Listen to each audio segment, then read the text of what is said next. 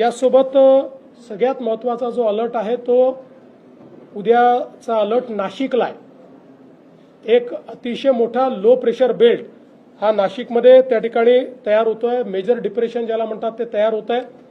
या मेजर डिप्रेशनमुळे जो काही नाशिक आणि त्र्यंबकेश्वरचा मधला भाग आहे या भागामध्ये ढगफुटी उद्या संभावित आहे किंवा त्या प्रकारचे निर्देश आपल्याला प्राप्त झालेले आहेत।